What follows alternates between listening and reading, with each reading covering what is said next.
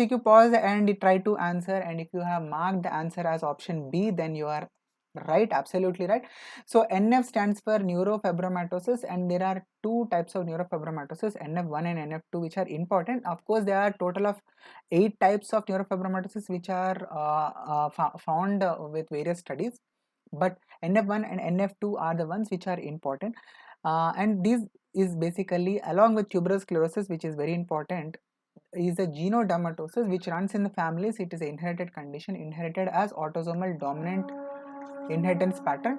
And a few points about these NF1 and NF2 you should know. So NF1 is also called as VRD, that is von Recklinghausens disease. So this is one thing which you must know. And NF2, it is also called as MISMA, that is multiple inherited schwannomas, meningomas and ependymomas. And you also should know one more detail about the chromosomes which are associated with NF1 and NF2. I will give you a clue. NF, neurofibromatosis, just pause the video and try to count the number of letters in NF, neurofibromatosis.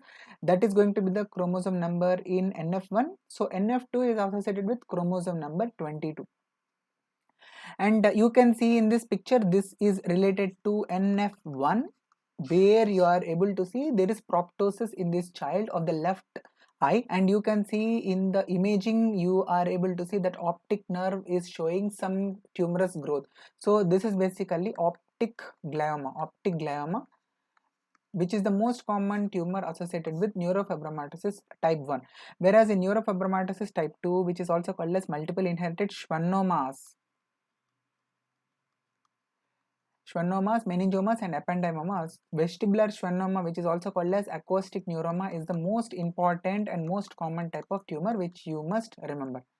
Okay, so these are some of the very important points related to neurofibromatosis, and I hope this video was helpful. And if you like this video, please do like this video and by giving a thumbs up, and also please try to answer what is the chromosome number by just counting the number of letters in neurofibromatosis. NEUROFIBROMATOSIES. So just tell me how many letters are there by counting it. And this is tomorrow's MCQ. Please try to put your answer in the comment section. So I will check it. If your answer is right, I will give the comment a heart. And there are Instagram and Telegram groups of mine. So just check out, the links are there in the description.